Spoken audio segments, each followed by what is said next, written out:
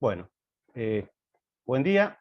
Hoy vamos a ver la primera clase, digamos, con la física involucrada en todo esto. Lo que hicimos hasta ahora fue describir las redes, describir el espacio K, que va a ser súper importante, y cómo uno experimentalmente, a partir de la dispersión de rayos X o cualquier, digamos, tipo de scattering, pueden ser de neutrones, de electrones, lo que sea, uno puede sacar información acerca de la estructura que tiene la red.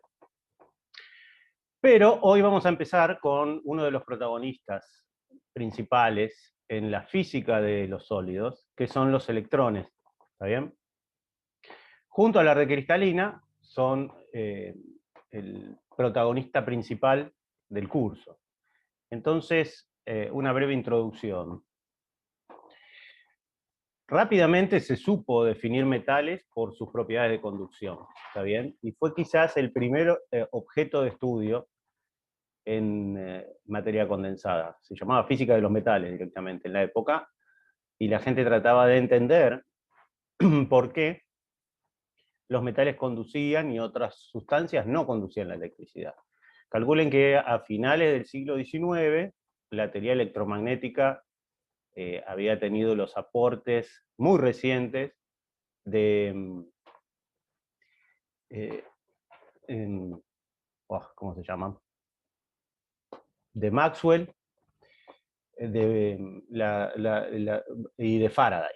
¿Está bien? Entonces Maxwell y Faraday habían puesto al electromagnetismo en primer plano, era la punta en ciencia en esa época, y conocer las propiedades de los materiales era algo necesario. Faraday había trabajado con soluciones, que era mucho más fácil, ¿está bien? Pero entender metales y aislantes era una cosa muy complicada.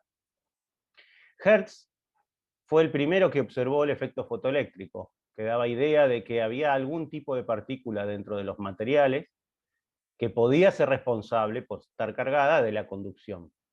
Y casi a finales del siglo XIX, J.J. Thomson descubre el electrón, o sea, lo encuentra fuera de los materiales. Y muy inmediatamente, Drude usa la teoría cinética de los gases para describir de manera ingenua cómo esos electrones adentro de un metal podían dar cuenta de la conducción. Fíjense que Drude lo hace en 1900, todavía no teníamos ni siquiera la ecuación de Schrödinger, nada. Todo era extremadamente reciente, y si bien la teoría de Drude sabemos hoy que es insuficiente porque no usa cuántica, dio los primeros pasos y todavía tiene cierta utilidad, especialmente para hacerse una imagen sencilla de lo que pasa. De hecho, ustedes van a reconocer algunas fórmulas que vieron en Física 3, y eso no es casualidad, porque se hace todo un tratamiento clásico para entender de manera razonable los efectos más grandes. ¿Está bien? Y Drude, increíblemente, da algunos resultados que están bien. Después en otros falla, pobre, pero bueno, la teoría era muy sencilla. Entonces, Drude supone algo que nos acompaña en nuestra mente, aunque sepamos que está mal. Cuando uno habla de partículas, uno tiene la idea de una pelotita que se mueve, ¿está bien? Y esa idea, si bien uno sabe que desde el punto de vista cuántico es incorrecta, es muy difícil sacarse la imagen mental.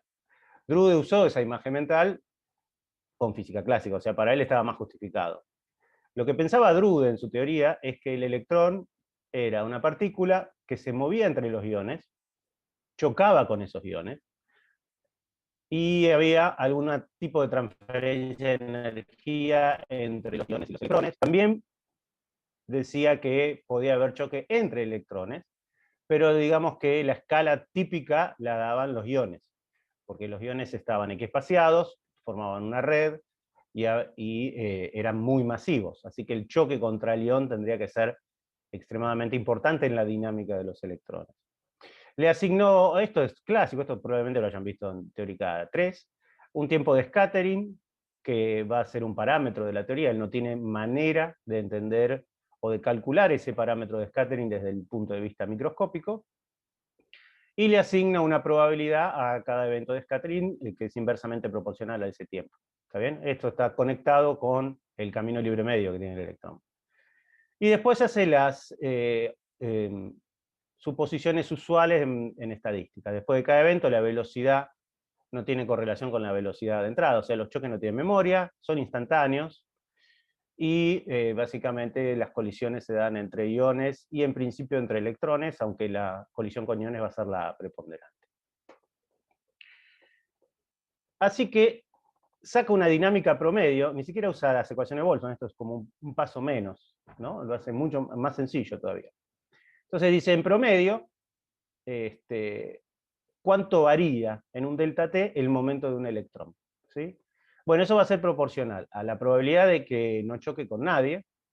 En ese caso, su momento va a variar linealmente con la fuerza aplicada. Fíjense que usa conceptos de fuerza, que son netamente clásicos. Uno en cuántica no usa más el concepto de fuerza. Más el cambio en el momento de los electrones que no han sufrido colisiones, ¿está bien? Como, no, al revés, cuando ha sufrido colisiones. Como el momento después de una colisión en promedio es aleatorio, uno puede asumir, para hacer la cuenta más fácil, que a la salida es 0, ¿está bien? Eso en realidad está mal, porque hay un pequeño arrastre que te da la fuerza, pero esa corrección es de orden cuadrático, así que uno está a salvo poniendo que el cambio que genera es nulo. Básicamente lo que está diciendo es que todos los choques están haciendo azaroso el momento, lo promedian a 0 por el tipo de evento que tiene. En realidad hay un pequeño arrastre, como les digo, de la fuerza, pero es una corrección de orden cuadrado. Si uno hace eso y lineariza y termina la cuenta, termina con la ecuación que está escrita aquí abajo, en recuadro, que es una ecuación de fuerzas, típicamente con un proceso de scattering asociado. O sea, uno tiene una dinámica directa por la fuerza a lo Newton, más algo random ahí, que tiene que ver con los procesos de scattering, que es fenomenológico, no tenés idea de cómo funciona. Y entonces Drude se pone a ver dos cosas obvias que hacía la gente. Una era calcular la conductividad y la otra ver qué pasaba en presencia de un campo magnético. ¿Está bien? Son las dos cuentas obvias que uno puede hacer.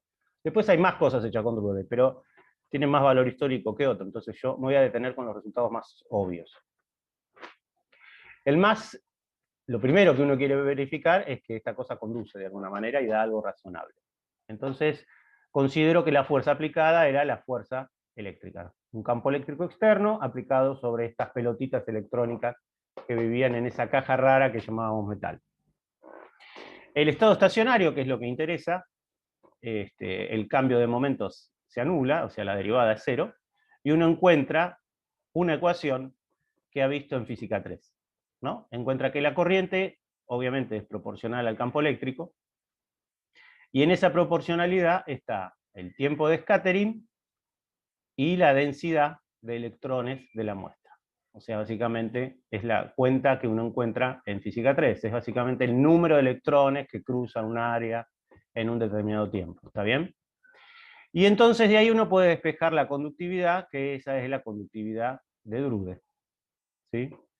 Ese resultado sigue verificando, o sea, esto se encuentra experimentalmente. Las conductividades en realidad dependen de la frecuencia del campo. Estos campos son estáticos, ¿está bien? Ahí ya es más complicado para Drude, pero ese pico que aparece a frecuencia cero o estático, todavía al día de hoy se llama pico de Drude, y tiene esa forma que está escrita aquí, ¿no? O sea que Drude se envalentonó. Este es el principal resultado de Drude. Funciona bastante bien como primera aproximación, y entonces uno podría suponer que va por el buen camino. Midiendo las densidades, o sea, haciendo mediciones externas, uno puede medir las conductividades y demás, uno podía estimar los tiempos de scattering, le daban extremadamente cortos, y una longitud libre, un camino libre medio, que era del orden del Angstrom, que estaba bien, porque era la distancia que estaban los iones. Así que en principio parecía razonable. La otra cuenta que uno puede hacer es verificar qué pasa cuando uno pone un campo magnético. aplica un campo magnético externo. Entonces, si uno pone un campo magnético externo, además del campo eléctrico, ¿está bien? Uno pone el campo eléctrico para generar la corriente, mete un campo magnético a ver qué efecto producen los electrones que se están moviendo, y eso lleva a algo que se conoce, que quizás vieron en física 3, como el efecto Hall, que ahora vamos a ver.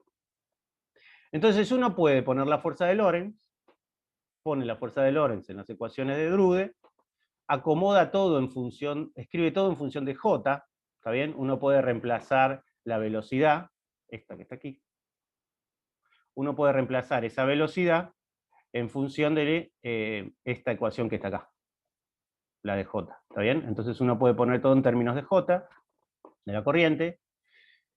El P, acuérdense que es MB, porque esto es todo clásico, así que también lo puede reemplazar por J, y entonces le queda una relación lineal entre el campo eléctrico y la corriente, lo cual es esperable, pero ahora lo que tengo es un tensor de resistividad del material. ¿Qué tiene? Componentes diagonales, que son la inversa, esto que está aquí, las componentes diagonales, que son estas. Esas que están aquí son la inversa de esta conductividad, que está acá, que está bien, es lo que uno espera, pero hay términos nuevos que están dados por el campo magnético, obviamente, porque la física es distinta, que son las cruzadas, ¿está bien? En las XY y las IX.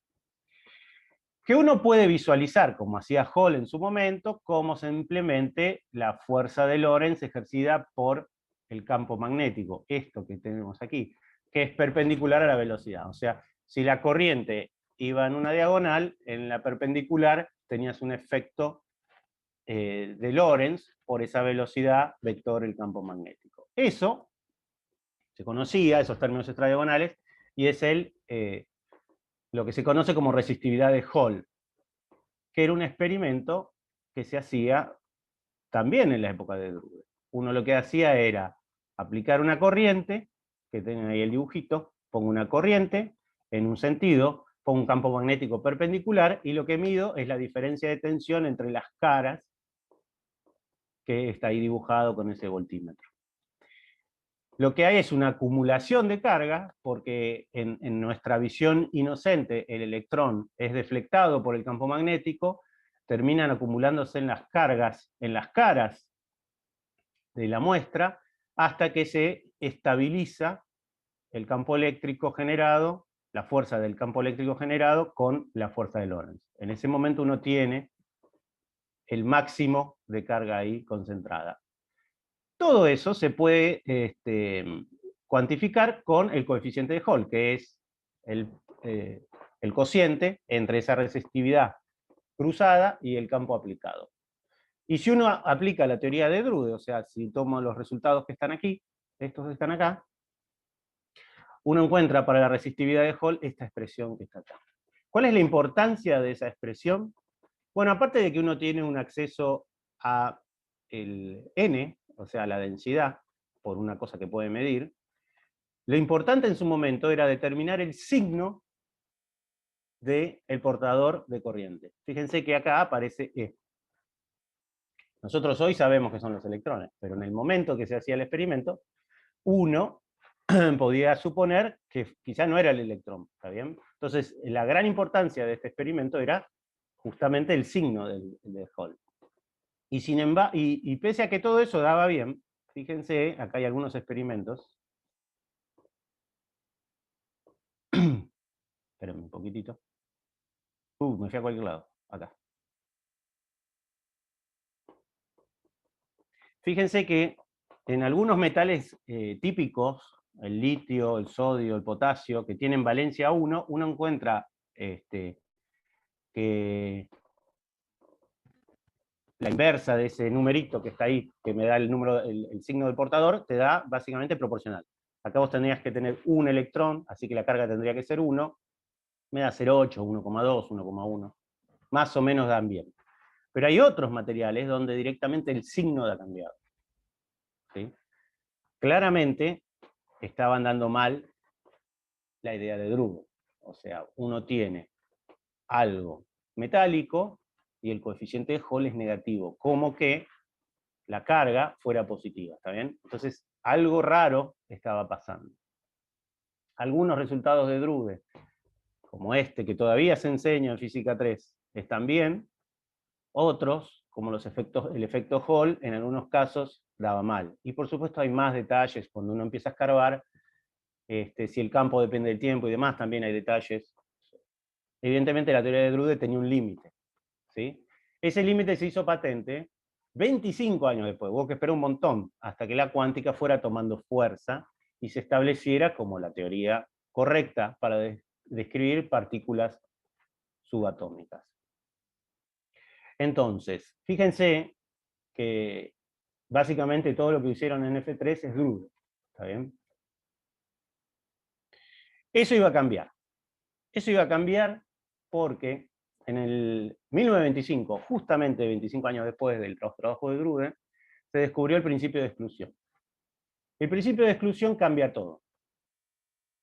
Yo creo que el principio de exclusión es lo más importante en la física del electrón libre. ¿Está bien? Porque me da la estadística. Y es muy probable que ustedes hayan estudiado esto en Teórica 3. ¿Está bien?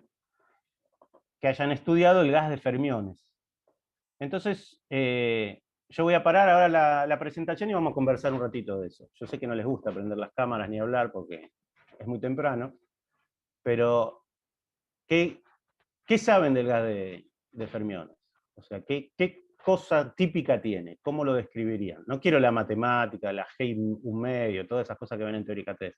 Pero si ustedes tuvieran que resumir la física, ¿qué es lo más importante? ¿Cuáles son las características salientes del gas de electrones? ¿Cuáles serían? Algo que tiene energía, aunque la temperatura sea cero. Ese es un detalle, muy bien. Aunque la temperatura sea cero, tiene cierta energía. De cierta energía que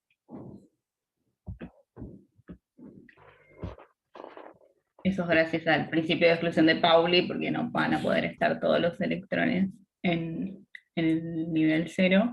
Sí, muy bien. Y, y no se me ocurre más. ¿Cómo están los electrones? A ver, ¿cómo están? ¿Están localizados? ¿Están deslocalizados en un gas de fermiones?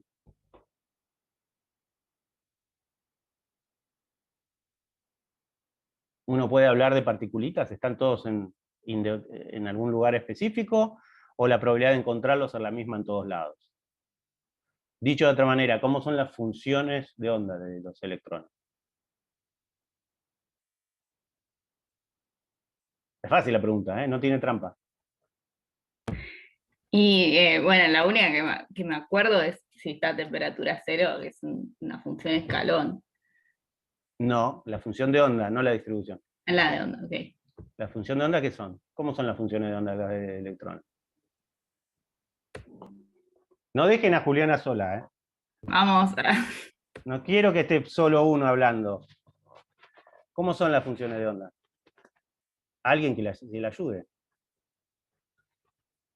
Son ondas planas, ¿está bien? Son ondas planas, porque esos electrones forman un gas, o sea que son libres e independientes. Así que lo que tenés son ondas planas. Ondas planas que tienen una relación de dispersión, ¿cómo? ¿Cómo es la relación de dispersión de partículas libres e independientes?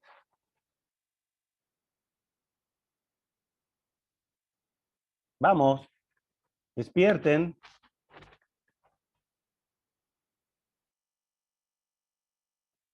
Cuadrática, ¿no? La relación de dispersión es cuadrática. Eso es lo que sucede. Yo tengo partículas que son libres, eso quiere decir que no interactúan entre sí, que no interactúan ni siquiera con un potencial externo, son independientes y libres. Eso me da automáticamente ondas planas. La relación de dispersión es cuadrática y las energías, como bien dijo Juliana, están llenas por el principio de exclusión hasta cierto nivel particular de energía, el máximo, una vez que se acomodan todos esos niveles.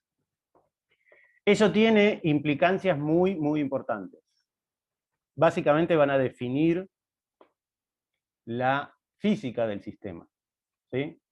Van a definir la respuesta térmica del sistema, van a definir las grandes diferencias con un sistema clásico, y todas las características que vas a tener, aunque no sirve para describir un metal, aunque sea demasiado inocente, ¿no? Fíjese que Sommerfeld, en su momento, lo que hizo fue tratar de entender no un gas de fermiones, sino tratar de entender de manera inocente un metal como un gas de electrones, que son dos cosas separadas, ¿sí? Tampoco va a alcanzar la teoría del Sommerfeld para explicar un gas de electrones, para explicar un metal, ¿está bien?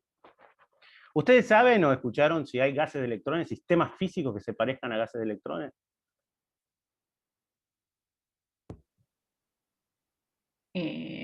¿O es solamente un problema académico?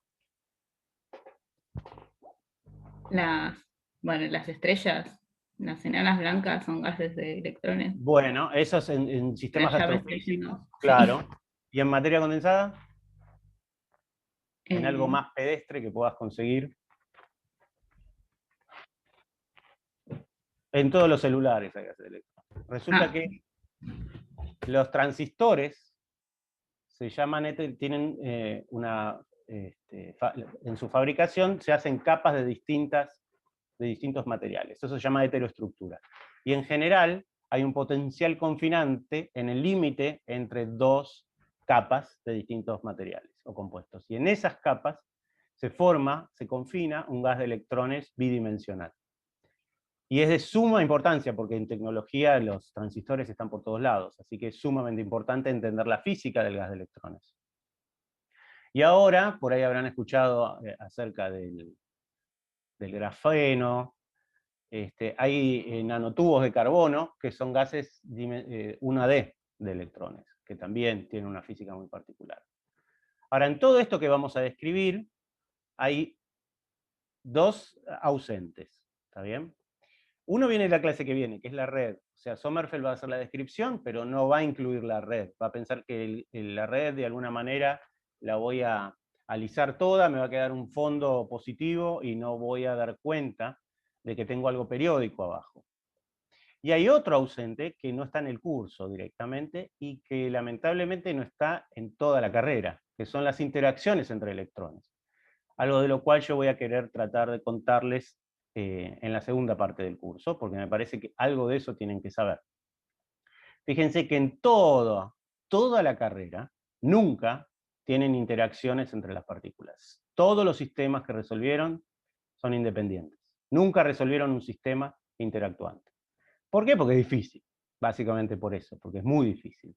Y una de las grandes cosas que tienen el gas de electrones, si lo quieren pensar solo como modelo, es qué sucede si uno tiene el potencial de Coulomb. ¿Qué pasa si uno tiene el potencial de Coulomb en cuenta? O sea que los electrones se repelen entre sí. ¿Ustedes saben qué pasa con eso? Se deben haber estudiado en teórica 3. El gas está degenerado. ¿Por qué dicen que el gas es degenerado? El gas de fermiones. ¿Alguien?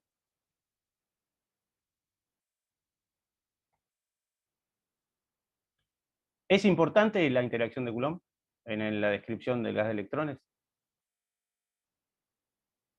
¿No importa? ¿Alguna idea? Hay un silencio atroz. Bueno, les dejo la pregunta, después la vamos a ver más adelante. Sigamos con la clase, porque los inhibí. Los veo muy calladitos. Sigo mi monólogo entonces.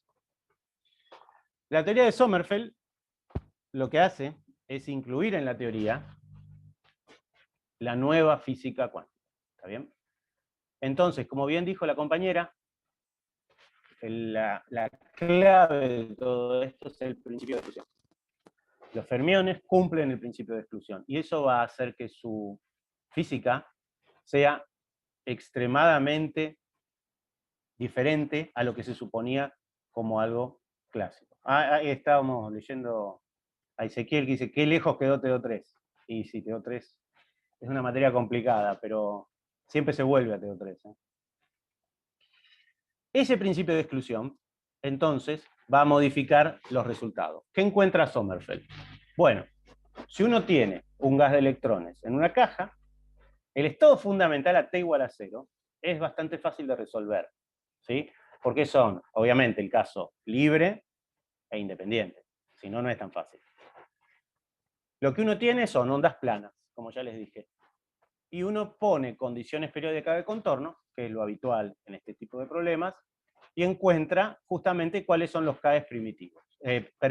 Los Ks permitidos van a tener que ver con la periodicidad de esa caja. ¿Está bien? Voy a permitir solo los Ks que cumplan la condición periódica de contorno. Hasta ahí, todo razonable. ¿Sí?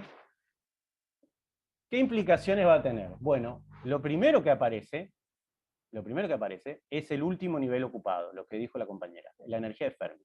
La energía de Fermi va a definir de entrada, por más que uno no sepa nada, las escalas de estos problemas. Y las escalas son muy, muy raras. Uno puede definir la energía de Fermi, uno puede escribir el K de Fermi, que está aquí, que es el momento del electrón en este modelo, el momento del electrón, o el vector de onda, en realidad, falta la H-barra ahí, la longitud de Fermi y la velocidad de Fermi. Y eso nos dice algunas cosas. Fíjense los valores típicos que toman estos parámetros en un metal. La energía de Fermi típicamente son algunos pocos eV. ¿Qué quiere decir unos pocos eV? Si yo paso esa energía a temperatura, ¿sí? O sea, si yo hago 7.03 eV, lo escribo como kB por T, para encontrar la temperatura de Fermi, que se llama, las temperaturas son altísimas. O sea, la energía que tiene un electrón que vive en la superficie de Fermi, ¿sí?, es extremadamente alta comparada con la energía térmica típica, que es del orden de los 200, 300 grados Kelvin. ¿Está bien? De hecho, es mucho mayor que la temperatura a la cual se derrite el metal. Es una energía altísima, ¿sí? Y va a definir toda la física, porque es una escala muy difícil de alcanzar. ¿Está bien? De los otros parámetros, el otro interesante es la velocidad de Fermi. La velocidad de Fermi es altísima si uno la compara con el resultado, si uno lo compara con el resultado clásico. Como bien dijo la compañera, a temperatura cero, un sistema clásico hace que todas las fluctuaciones se detengan. ¿Está bien? Al cero absoluto estamos hablando, ¿no? Eso quiere decir que a baja temperatura, mi sistema de partículas está quieto. Sin embargo, el gas de electrones tiene velocidades que están en los millones de metros por segundo, o sea, claramente no están quietos, es una diferencia abismal con el resultado clásico, pero es mucho, mucho más chica que la velocidad de la luz. Es el 5 10.000, ¿no? 5 por 1000, bueno, 0,005 de la velocidad de la luz. Extremadamente bajo, o sea que nuestra descripción puede ser clásica sin ningún tipo de problemas, ¿sí? Pero hay una gran diferencia con el resultado clásico, ¿sí? A temperatura cero, básicamente temperatura ambiente para un metal es temperatura cero, lo que uno tiene es energías típicas muy, muy altas, ¿sí? Y aparte, los electrones, como la temperatura está baja, están muy degenerados, están todos ocupando todos los niveles hasta el nivel de Fermi. Y uno sabe que ningún electrón que está dentro del mar de Fermi puede hacer algo por el principio de exclusión. O sea, vos un electrón que lo tenés enterrado muy por debajo de la energía de Fermi, le tenés que dar una energía enorme para activarlo, porque mientras esté debajo no tiene lugar, no tiene estados accesibles desocupados. Con lo cual, toda la física de los electrones va a estar gobernada por los pocos electrones que viven alrededor, cerca de la energía de Fermi. Todos los demás van a ser inertes, porque están demasiado abajo en energía, y el principio de exclusión los deja fuera de toda dinámica. De hecho, si uno tiene en cuenta el potencial de Coulomb entre los electrones, si uno tiene mucha densidad electrónica, al revés de lo que sucede con un gas clásico, cuanto más denso es el gas de electrones, menos importante es la interacción de Coulomb. Porque nadie le puede ganar al principio de exclusión. Por más que el potencial de Coulomb intentara hacer algo, el principio de exclusión y su falta de espacio de fases hacen que la dinámica se vea trabada. Y entonces, un gas de electrones muy degenerado, con una altísima densidad, como en un metal, básicamente hace que no juegue ningún rol el potencial de Coulomb. Si yo ahora tomo un gas de electrones y lo diluyo, hago al revés, en vez de tenerlo muy denso, lo diluyo. ¿Ustedes saben qué pasa en ese caso? ¿Lo escucharon alguna vez lo que sucede? ¿En Teórica 3 o algo? No que recuerde. Lo que sucede con los electrones, cuando bajás la densidad, es que se cristalizan. Forman un cristal. Se llama cristal de Wigner. Es una transición cuántica, completamente cuántica, en la cual vos tenés, imagínate que es un sistema 2D, vos tenés muchos electrones, esos electrones forman un gas degenerado, por más que el potencial de Coulomb sea importante, la energía cinética es más importante, porque están tan comprimidos ahí que las vibraciones, es como tener un pozo de potencial de física 4 muy angosto, que hace que las energías cinéticas suban. Bueno, vos lo que tenés es, como está tan concentrado, la energía cinética es mucho más importante que la interacción de Coulomb. Eso es por el principio de exclusión. Entonces, en ese caso, se comportan como un gas degenerado de electrones.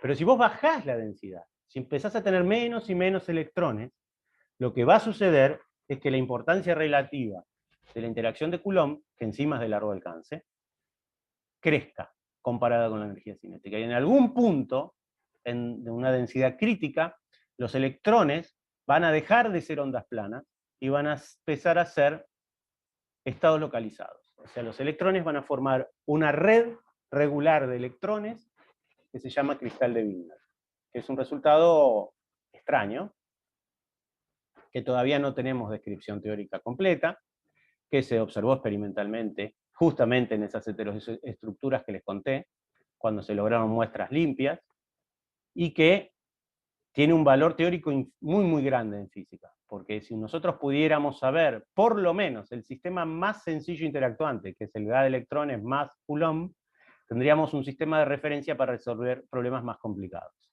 No sabemos cómo se resuelve todavía. ¿Sí? Así que nos contentamos por ahora con estos electrones no interactuantes. Todos esos parámetros son parámetros microscópicos. ¿Cómo los vinculás con las cosas que podés medir? Bueno, acá sí es probable que se sientan más a gusto, porque estas cuentas seguro las hicieron. Uno puede calcular los observables, ¿está bien? Entonces uno puede definir cuánto vale la ocupación, el número de electrones, en el estado fundamental. EF es estado fundamental, lo vamos a dejar ahí en español, este va a ser el estado fundamental. Entonces es el valor medio en el estado fundamental del operador número. El operador número no es otra cosa que la suma en K y en sigma de todos los operadores números. Eso es, por supuesto, la distribución de Fermi, ¿no? Como el número de electrones es muy grande, uno pasa a integrales rápidamente, ¿sí? Y asume algo, en realidad está bien, y es que la distribución es uniforme en todas las direcciones, o sea, tengo simetría esférica, y entonces puedo pasar a coordenadas polares, y a t igual a 0, el n de k va a ser la función escalón que nos contó la compañera, y entonces la integral en el módulo va a llegar hasta el k de Fermi.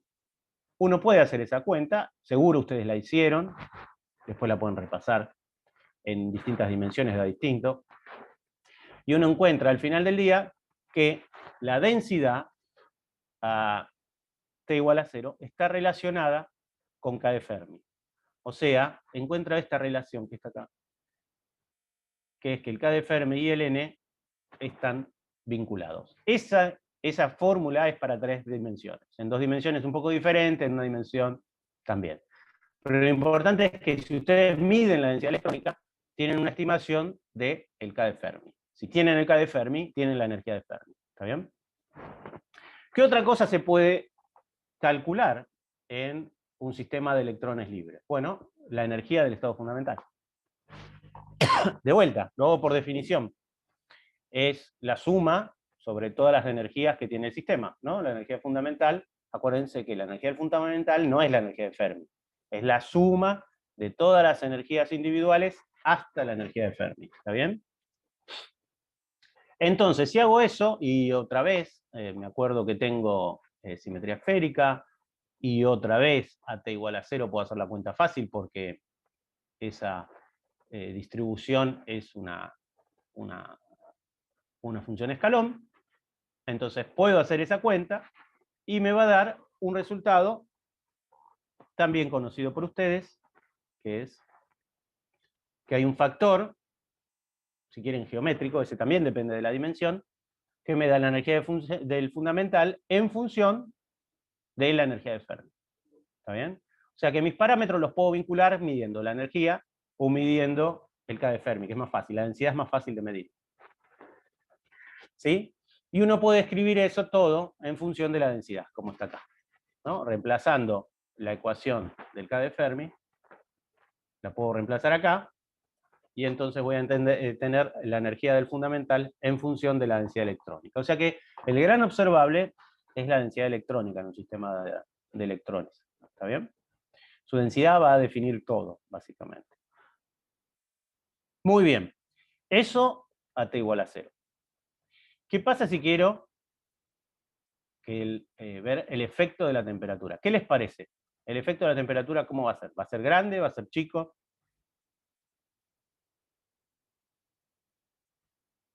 ¿Alguien?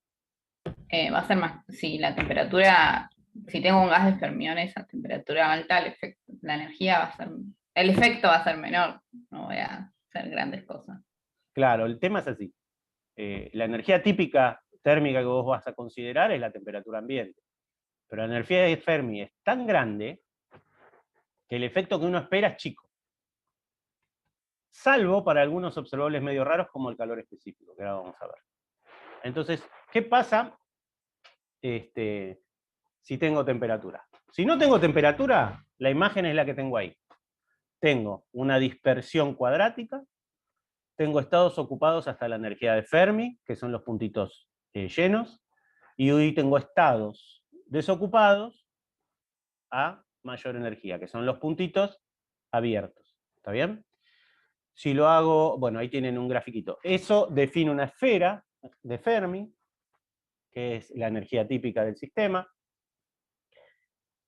Cuando yo ponga temperatura, como la temperatura comparada a la energía de Fermi es muy chiquitita, la energía térmica, esto se va un poquito a difuminar, pero no es que va a haber un cambio brutal. Voy a poder seguir hablando de una superficie de Fermi, de una esfera de Fermi, aunque va a estar un poquito difuminada por el efecto de la temperatura. Pero hay algunos otros efectos dando vuelta, vamos a ver. Entonces, bueno, esto es lo que yo les decía. El efecto va a ser menor, la temperatura de Fermi es muy, muy grande. Entonces uno puede hacer un desarrollo perturbativo de este tipo de cálculo que hicimos recién. Ese desarrollo se llama la expansión de Sommerfeld. Como ven, Sommerfeld hacía todas las cuentas, no sé si Sommerfeld lo conocen de otras materias, Sommerfeld lo pueden conocer de física 4 quizás. Sommerfeld fue un físico brillante en su capacidad matemática, tuvo no sé cuántos alumnos, debe haber tenido del orden de 10 a 20, entre 10 y 20 alumnos, y debe tener la mitad premio Nobel de sus alumnos. O sea, pasaron todos por él. Todos los que ustedes encuentran en los libros pasaron por él, los de la cuántica. Y él nunca se ganó el premio Nobel. Y era un tipo extremadamente puntilloso, sumamente fuerte en matemáticas. Nunca aportó ideas nuevas. Toda su carrera fue agarrar un problema que ya estaba hecho y hacerlo bien. O sea, agarró el modelo de Bohr, por ejemplo, y hizo todas las órbitas elípticas. Agarró la teoría de Drude y la hizo cuántica. Pero él nunca fue un gran creador, pero sí fue un gran formalizador de las cosas. Y una de las cosas que hizo fue este desarrollo, la expansión de Sommerfeld. Eso está en un apéndice de Ashcroft. No lo voy a poner en la transparencia porque es aburrido, digamos, son todas matemáticas. Pero esas cuentas, si ustedes las quieren repetir o están en las guías, la expansión está en el apéndice de Ashcroft toda completita. Entonces, antes de meterme con los resultados a temperatura finita, y dado que esa expansión de Sommerfeld se usa en determinado tipo de integrales, vamos a definir una magnitud muy, muy importante que se usa en sistemas termodinámicos, que es la densidad de estados. La densidad de estados es otra cosa fundamental para analizar cómo se comporta un sistema en materia condensada. O sea, uno tiene el primer observable, que es la densidad. ¿Está bien? La densidad electrónica en este caso. Yo tengo la densidad electrónica, pero la densidad electrónica no me dice cómo están distribuidas esos electrones en energía. Solo me dice cuántos tengo. ¿Está bien? Si yo quiero saber cómo están distribuidos esos electrones en el espectro de energía, necesito conocer la densidad de estados. ¿Está bien? Entonces, la densidad de estados es fundamental para ver, para caracterizar un sistema físico de muchos cuerpos. ¿Está bien? La definición es la definición que ustedes ya conocen, si quieren, de generación. Cuando uno tiene un sistema cuántico, puede ocurrir que tenga degeneración, o sea que para una energía tengas más de un estado. ¿Está bien? Esta es la versión continua de eso, y por definición es eso que está ahí. Esta es la definición. Fíjense que básicamente esa suma sobre todas las energías es contar, ¿no? Porque es una delta. Entonces, eso vale 0 a menos que la energía que estás mirando sea una energía del sistema, una autoenergía. Entonces, cada vez que le pegas una autoenergía, contás 1. ¿Está bien? Y por supuesto, puede pasar que en una dada autoenergía esté contada varias veces, porque está degenerada. Y entonces eso, en vez de dar 1, dará el número de veces que está esa energía en el espectro. Entonces, básicamente es contar. Por supuesto, la matemática nunca se queda tan sencilla. Es sencillo pasarlo a integral, cuando el volumen es grande, digamos, eso es sencillo, pero hay algunas propiedades que son más complejas. Esto está discutido en el Marder y en el Ashcroft. Cualquiera de los dos es recomendable para mirar la definición. La diferencia con lo que yo voy a hacer acá es que no me voy a meter con la descripción geométrica que hacen ellos. Ellos hacen una descripción geométrica que para algunos puede ser más interesante, para otros más confusa. Lo bueno es tener varias opciones y que ustedes elijan la que les gusta más. Yo me voy a basar, para dar la definición práctica de densidad de estados, cómo queda la integral de densidad de estados, en una de las propiedades de la función delta. O sea, yo lo voy a hacer desde la función delta. ¿Está bien? No desde la integral geométrica y demás que hacen en el Ashcroft y el Marder. La propiedad que tiene esta función delta es la propiedad de composición, que básicamente es una propiedad que uno le pide a la función delta para que valga el cambio de variables en las integrales. ¿Está bien? Entonces, si uno quiere que con una función delta uno pueda hacer un cambio de variables, tiene que definir la función delta de una función. ¿Está? En vez de ser la función delta de x, la función delta de g de x. Esto es muy probable que lo hayan visto en teórica 1, porque ahí se usa esto. Entonces, lo que uno encuentra es que para que valga el cambio de variables, la función delta de una función tiene que escribirse como está acá. ¿Sí? Un resultado que probablemente, insisto, ya hayan visto. La función delta de una función g es la suma de las deltas de x menos xy, donde los xy son los puntos donde la g se anula, dividido el módulo de la derivada o el gradiente de la g en esos puntos, siempre que eso esté definido. ¿Está bien? Entonces, esa propiedad de la función delta se pide para que valga el cambio de variable. Y es lo que se llama la propiedad de composición. ¿Sí? Entonces, cuando yo tengo una integral como la que está ahí recuadrada, el resultado no es otra cosa que la función evaluada en los ceros, la función f evaluada en los ceros de la función g, ¿sí? Dividido el módulo de la derivada de g en esos ceros. ¿Está bien? Mientras eso esté definido, eso es cómo se toma el accionar de la delta. Recuerden que nosotros los físicos usamos la delta como una función, pero la delta no es una función. Entonces hay que definir todo de manera apropiada. Por suerte los matemáticos ya hicieron todo esto por nosotros. Eso quiere decir que si vos estás en Rn y tenés la delta de una función que va de Rn a R, la integral se va a escribir como la integral sobre una superficie ahora. Esa superficie es la superficie donde la g es nula, ¿sí? De la función r en esos puntos, en esa superficie, dividido el gradiente de g. Este resultado que está acá, este que está aquí, es el que en los libros que yo les acabo de mencionar lo hacen de manera geométrica. Entonces, yo les dejo a ustedes estudiarlo como lo quieran, pero lo tienen que saber, digamos, porque esto después se usa. O lo hacen geométrico o es una propiedad de la función delta. Para mí es más claro sabiendo las propiedades de la delta y chau.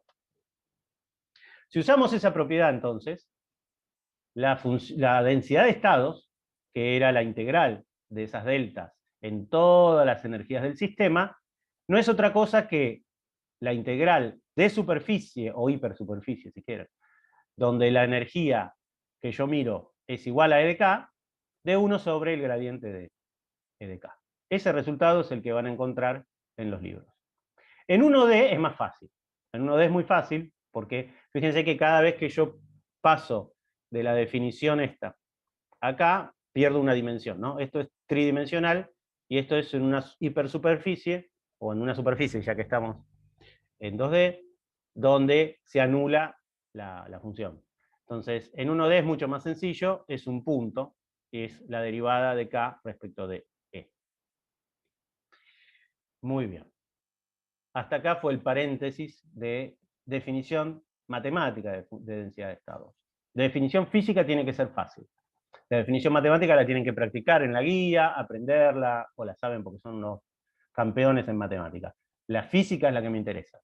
La física dice que la densidad de estados me dice cuántos estados hay en cada rango de energía, entre la energía E que estoy mirando y E más delta E. ¿Sí? O sea, es básicamente la degeneración. Es la contraparte de la densidad electrónica. La densidad electrónica es integrar toda la densidad de estados y contar cuántos electrones tengo. Y la GDE es resolver en energía dónde están esos electrones, en qué energía están esos electrones. Y esto va a tener que ver después con lo que se llaman bandas, que va a aparecer más adelante. ¿Está bien? Las bandas va a ser resolver todavía más. No solo voy a querer resolver en energía, sino en algún número extra, que ya vamos a ver. ¿Alguna duda hasta ahora? ¿Están ahí o no están ahí? No, pero ahora bien. Está bien, Nadie. Vamos, ahí apareció otro. Muy bien. Ok. Temperatura finita, entonces. Para usar la expansión de Sommerfeld, de vuelta, yo no la voy a hacer acá, voy a poner el resultado, pero ustedes la pueden ver en el Ashcroft. Lo que uno hace es pasar estas integrales, que ahora las escribí como densidad, ¿no? O sea, U chiquita es la densidad de energía, que es la energía dividido N, no tiene ningún misterio, y el número y la densidad electrónica, que es el número de electrones dividido el volumen, se escriben como está aquí. Esta es la definición. ¿Está bien? O sea, yo tengo que poner mi distribución. Si yo integro la distribución, me da el número. Si yo integro la energía por la distribución, me da la energía del fundamental, ¿no? Cada estado K tiene una energía y una ocupación. Vos multiplicás eso, lo vas llenando y ahí contás la energía total del sistema. Eso se puede escribir, entonces, como la función de Fermi o la energía por la función de Fermi. Ese tipo de integrales aparecen un montón. Y este tipo de integrales es muy conveniente pasar de la integral en K a una integral en energía. ¿Sí? Para pasar de la integral en K a la integral en energía, aparece como jacobiano la densidad de estados. ¿Está bien? No es otra cosa que la densidad de estados. Entonces, cuando yo hago ese cambio, lo que va a pasar es esto. En la integral general que yo tengo es una función de dk. ¿Sí? Entonces, yo puedo escribirlo como, lo escribo en esféricas, esto recuerden que tiene simetría esférica, y entonces ahora este dk lo paso a un dE. ¿Sí? Y de dk a dE, el jacobiano, es la densidad de estados. Entonces, ese tipo de cosas voy a hacer con todas las integrales que tengo entre manos. La densidad de estados de un gas de electrones tridimensional es esa que está ahí. ¿Sí? Eso se puede calcular. Seguro hay ejercicios en la guía. Seguro, como aunque algún compañero dice que teórica 3 quedó ahí lejos, lo pueden desempolvar y lo hicieron en teórica 3, muy probablemente. Entonces esa es la densidad de estados de un gas de electrones tridimensional. Fíjense que es una raíz cuadrada de la energía que arranca en cero, por eso el tita, ¿no? En la función escalón. Vale 0 hasta energía 0 y después es una raíz cuadrada. Muy bien, si yo hago ese reemplazo, este reemplazo general que tengo acá, ese reemplazo general, lo hago en las integrales que me interesan, el resultado es este. ¿Cuál es la ventaja de tenerlo como, en vez de ser una integral en K, de tenerlo como una integral con densidad de estados? Bueno, supongan que ustedes tienen interacciones, o que tienen un sistema más complicado, ¿está bien? No que es el gas de electrones libres. Lo único que hay que ver que se va a modificar es la GDE. O sea, la densidad de estados te va a dar cuenta de la física. Cuando vos prendas tu potencial, los estados se van a redistribuir. ¿Sí? No va a quedar la dispersión cuadrática, todo lindo, sino que va a dar otra cosa. Esos cambios van a estar expresados por GDE. Después el resto va a quedar igual, la función de Fermi no va a cambiar. Así que eso que tenemos ahí y que podemos hacer, la expansión del Sommerfeld, en principio nos permite sacar resultados generales dada una cierta densidad de estados. Estamos poniendo toda la información en la densidad de estados. Y después podemos, obviamente, resolver para el gas de electrones libres usando la densidad de estados de electrón libre. ¿Sí? Ese es el plan. De vuelta, ¿espero algo muy terrible? No, porque la energía de Fermi es muy alta. Bueno, entonces voy a estimar el potencial químico, otro gran misterio de teórica 3. ¿Quién me dice que es el potencial químico? Chan. Nadie dice nada, ¿eh? ¿Estarán ahí? Se turnan, se van a tomar un café, dejan uno, ese que está escribe cada tanto, o contesta. Potencial químico. Ahí está, vamos. Entonces, el potencial químico va a estar relacionado con la energía de Fermi. Ahí está, esa es una definición. Algo así dice. A ver, Federico, dice, la energía que se agrega al agregar una partícula. En realidad, claro, es la diferencia de energía entre un estado con n más 1 partículas y un estado con n partículas. Esa es una manera de verlo. Otra manera de ver, por supuesto, eso se puede medir arrancando un electrón o poniendo un electrón. Eso se llama afinidad electrónica y energía de ionización, o sea, en términos de los químicos. Uno puede estimar el mu de eso. Pero si el sistema es interactuante, es todavía más complicado, ¿no? Porque cuando vos agregás o ponés, te cambia toda la interacción de Coulomb. En un sistema como el grado de electrones libres es más fácil, porque simplemente es moverte en energía 1, un nivel. ¿Sí? Pero, si tenés temperatura, la temperatura te mueve esa energía. ¿Sí? ¿Por qué? Porque aparte de la energía que vos tenés de tu nivel, tenés agitación térmica. Entonces la agitación térmica te mueve. ¿Sí? Vos estabas en la energía de Fermi, pero la temperatura te hace saltar. ¿Sí? Y entonces el potencial químico a temperatura finita no coincide más con la energía de Fermi. Esa energía típica, característica que tenía el sistema, está un poquito borroneada por la temperatura. En ese caso, si bien nosotros seguimos hablando de energía de Fermi, estrictamente es el potencial químico, que me mide cuánta energía cambia, como bien dijo Federico. Hay otra definición, más matemática. El potencial químico es un multiplicador de Lagrange, que regula ¿qué? ¿Qué regula el potencial químico? Como multiplicador de Lagrange. Alguien que escriba de manera anónima, en representación. ¿Se acuerdan? Che, teórica 3 quedó lejos, lejísimo. ¿Puede ser el número de partículas? Vamos, Ezequiel. El número de partículas, exactamente. Entonces, lo que hace el potencial químico es ajustar el número de partículas que están en el sistema. ¿Sí? Por supuesto, cuando tenés temperatura, ese número es un valor medio. ¿Sí? Si tenés temperatura 0, vos podés hablar de un número estricto, pero si no es un valor medio. Si tenés el sistema aislado, el número n no tiene sentido hablar de potencial químico porque nunca va a cambiar, pero si el sistema está conectado, entonces sí tenés que hablar de potencial químico. Y fíjense que los potenciales químicos vos lo podés regular.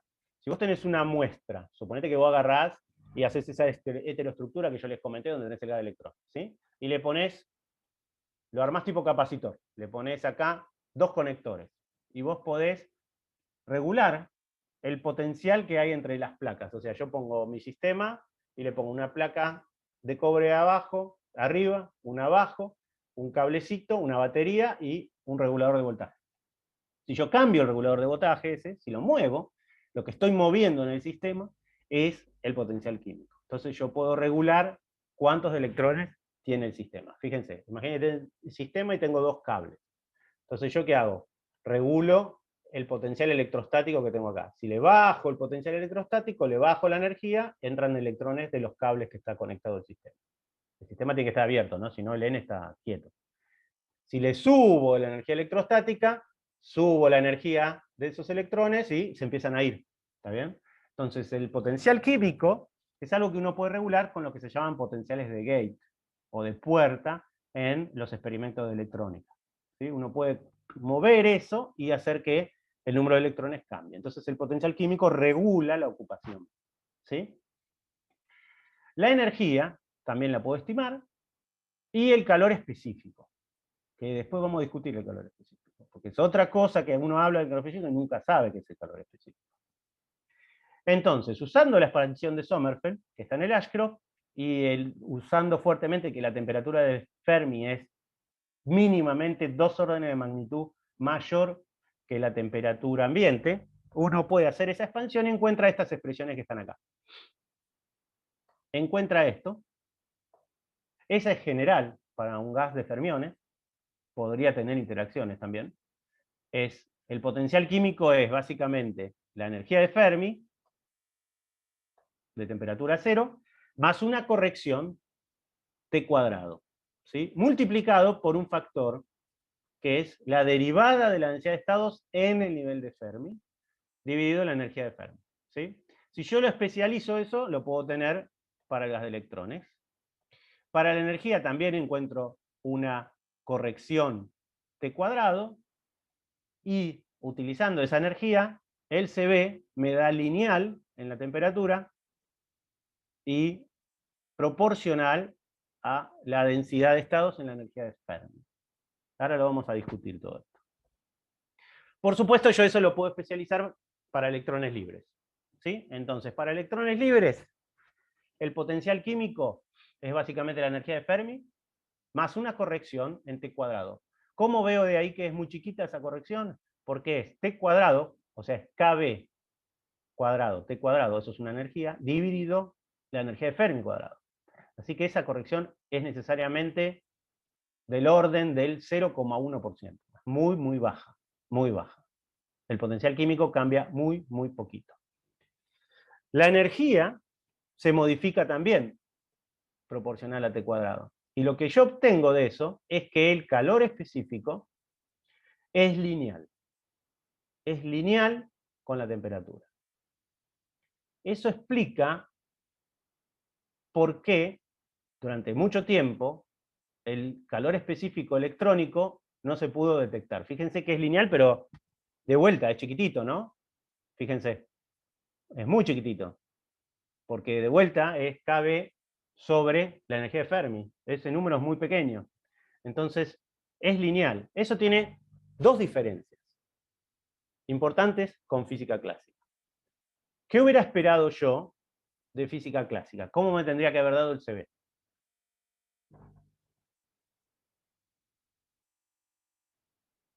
Vamos. F4, ni siquiera teórica 3. ¿Cuál es el resultado clásico para el CB?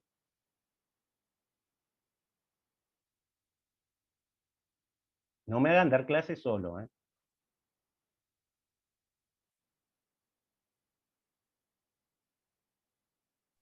Constante puede ser. Constante. Es la ley de Dulong-Petit. ¿Está bien? Si vos tenés un sistema clásico, es un teoremita, por cada grado de libertad cuadrático, ¿sí?, tenés una contribución al CB. Y ese CB no depende de la temperatura, es constante. Fíjense que eso es completamente diferente al CB que nos está dando la teoría de Sommerfeld. El CB es extremadamente chico y lineal. Es muy chico porque cada vez sobre E es muy chiquitito. Entonces, si vos esperabas algo del orden de NKB, estás encontrando algo muy, muy, muy reducido, extremadamente reducido. Vos esperabas algo que no dependa de temperatura, que sea NKB, y lo que estás encontrando es algo extremadamente chico. De hecho, durante mucho tiempo no lo midieron, medían el calor específico de la red, no de los electrones.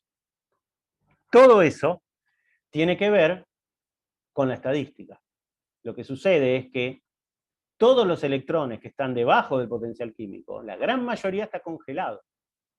Está extremadamente congelado. ¿Por qué? Porque no tiene estados disponibles para moverse. Entonces toda la física está alrededor del potencial químico.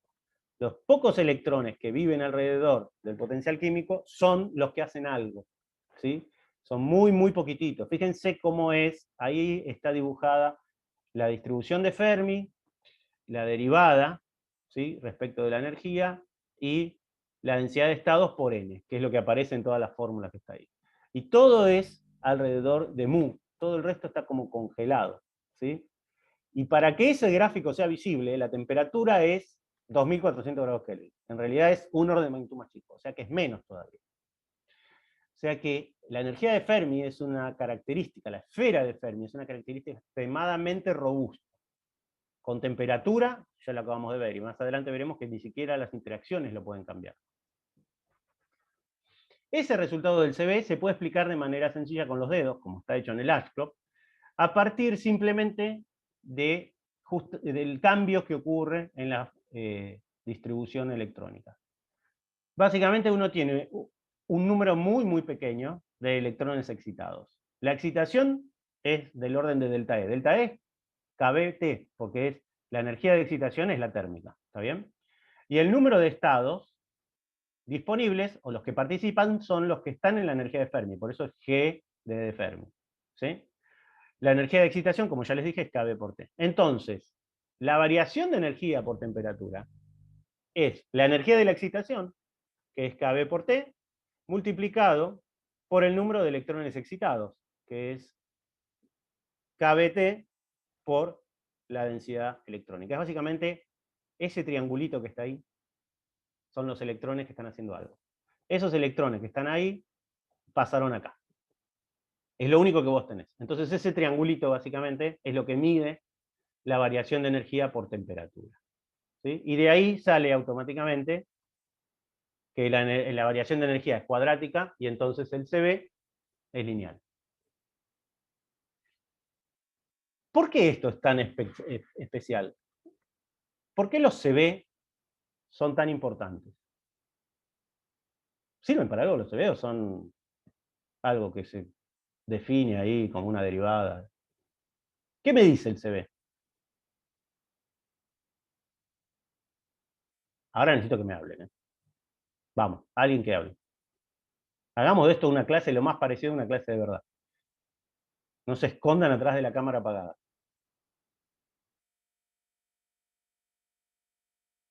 ¿Qué mide el CB? A ver. La cantidad de calor que hay que darle al sistema para que cambie la temperatura. Sí, esa es la definición, digamos. O sea, vos decís, yo le entrego en forma de calor energía que desaparece del medio ambiente y va a parar adentro del sistema. Y eso genera en el sistema, esa energía interna, ese aumento de energía interna, puede generar dos cosas. Puede llegar a ser espectacular y ocurrir un cambio de fase, o en la mayoría de los casos es simplemente un aumento de su temperatura, ¿sí? Eso es termodinámica clásica. Pero, ¿hay alguna información extra que nos da el CB? ¿Nos dice algo de cómo se comporta el sistema? ¿Cómo son sus energías? ¿Nos da algo más acerca de su comportamiento? ¿Por qué el caso clásico no nos daba información, porque daba constante, y en el caso cuántico depende de la temperatura? Fíjense que, si se acuerdan, en física 4, esa materia infame, Hay una guía perdida entre termodinámica y cuántica. Esa guía perdida en el medio son todos CVs. Y esa guía pasa muy desapercibida si el profe no le da mucha bolilla. Sin embargo, los CVs fueron la primera prueba de que la física clásica estaba mal, junto con los experimentos de partículas individuales, como el fotoeléctrico, como el descubrimiento del electrón, como el experimento de Rutherford. Esos eran, si se quieren, todos los experimentos de la parte de nuclear o de partículas, diríamos en el lenguaje actual. Sin embargo, el otro gran problema fue los CB, desde la materia condensada. Los calores específicos daban horrible, no había manera de explicarlo. ¿Por qué son diferentes los calores específicos clásicos de uno cuántico? Porque la gran diferencia es que los calores específicos cuánticos parecen apagarse, o sea, dependen de la temperatura. En algún momento, el calor específico viene constante y en alguna temperatura, ¡puf!, desaparece algún grado de libertad, se apaga ese grado de libertad, después sigue constante, después otro grado de libertad se apaga y baja, ¿sí? Mientras que clásicamente uno tendría que tener todo constante. ¿Por qué hay una diferencia entre los grados del comportamiento clásico y el cuántico? ¿Qué obedece esa diferencia? ¿Se entiende la pregunta? ¿Por qué el CB me está diciendo, ojo que los grados de libertad son cuánticos, no son clásicos? Estos grados de libertad tienen dependencia con la temperatura, parecen prenderse y apagarse. Uno dice en jerga que se congelan los grados de libertad, ¿sí? Los grados de libertad electrónicos a temperatura ambiente están congelados. Están muy lejos del valor que vos esperás clásicamente. Son extremadamente baja la respuesta térmica del electrón. ¿Por qué? ¿Por qué pasa eso? A ver, vamos a conversar. Después seguimos la clase. ¿Qué me cuenta? ¿Se acuerdan? Esto fue lo primero que hizo Planck, ¿no? Planck tenía que explicar la famosa catástrofe ultravioleta. Y lo que tuvo que hacer fue cuantizar las cosas. Cuando vos cuantizás, las cosas cambian. Entonces, esto está relacionado con cómo, cuando vos inyectás energía en el sistema, se excitan los grados de libertad del sistema. ¿Y cuál es la diferencia? A ver, yo les voy a ayudar. A ver si... Vamos más para atrás. Vamos ahora, saltamos de F4 y nos vamos a F2. ¿Qué es la relación de dispersión? ¿Quién me dice que es la relación? La relación entre la frecuencia y la longitud de onda, bueno, el número de onda de un sistema. Ok, ¿y qué te dice esa relación? Clásicamente, en F2, ¿qué te dice? Si el sistema...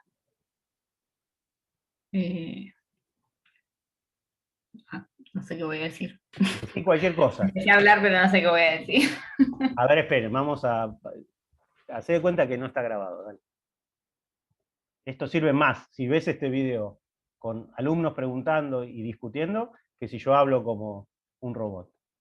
Vos lo que tenés es, a ver, alguien escribió, si eso no dispersivo, bueno, sí, está bien lo que dice Estefanía, pero digo, si uno lo tuviera que decir en palabras, ¿viste el famoso ejemplo que te dan en todas las materias? Si se lo tenés que contar a tu tía o a tu tío en un asado, ¿viste? Que dicen, este pibe es físico, sabe un montón.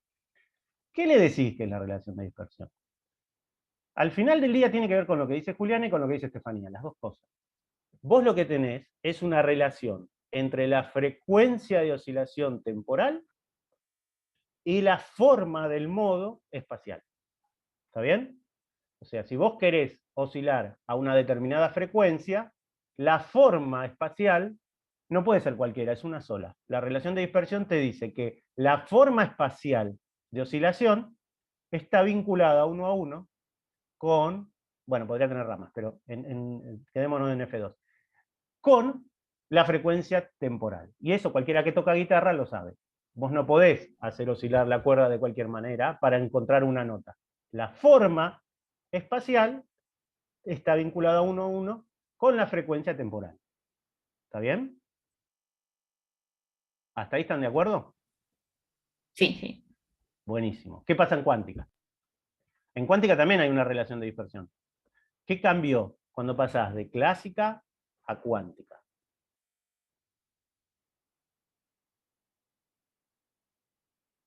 ¿Qué cambió?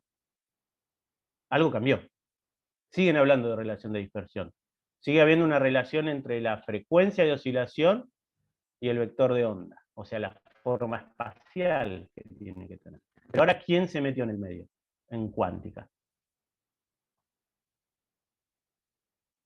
La relación de dispersión en cuántica, ¿para quién es? ¿De quién hablas? ¿Hablas del modo o hablas de la energía? De la energía. Exacto.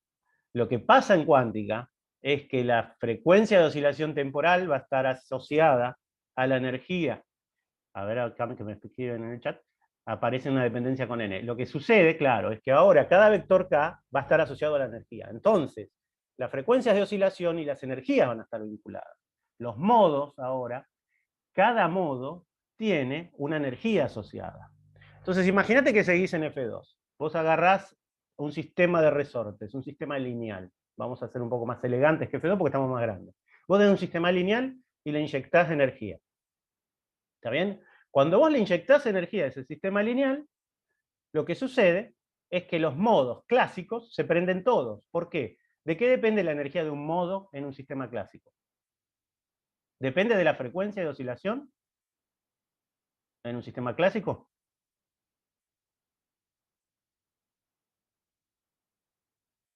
Vamos, vamos, los que se animan, vamos. O escríbanlo, si les da vergüenza, pónganlo en el chat.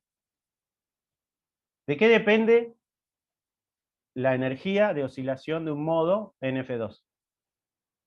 Eso lo saben, ¿eh? Vamos. Hola. De la amplitud, ¿están de acuerdo? Depende de la amplitud. O sea, cuanto más amplitud tiene el modo, más energía tiene el modo. ¿Están de acuerdo? ¿Sí? Entonces, en un sistema clásico, Sí.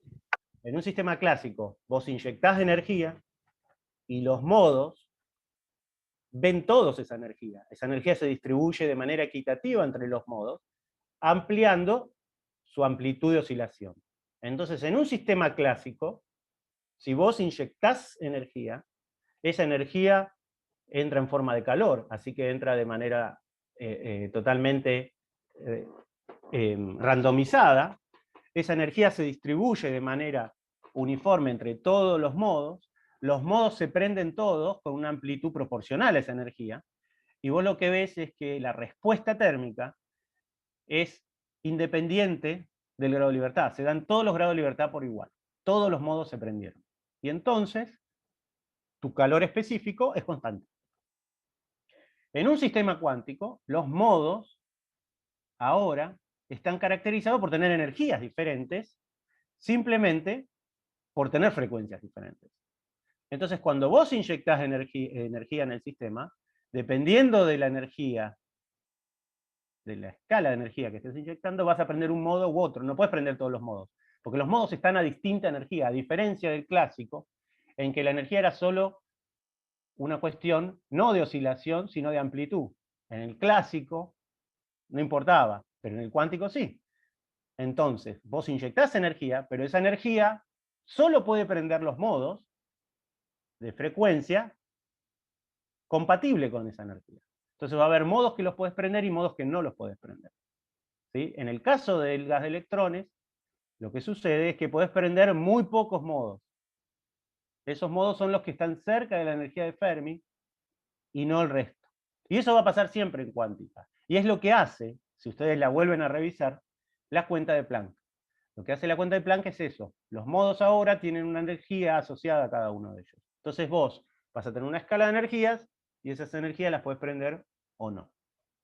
Y en el gas de electrones es todavía peor, porque la baja energía no puede hacer nada porque está bloqueada por el principio de exclusión. ¿Está bien?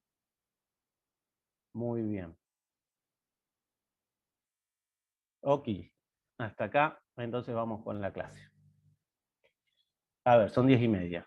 ¿Qué me queda ahora? En campo magnético. Bueno, si quieren paramos ahora, que son 10:30, 10:20, y le pasamos la clase a la práctica. Entonces, esta parte, seguimos la clase que viene, con la parte de electrones en un campo magnético. Entonces voy a parar la grabación y seguimos la clase que viene.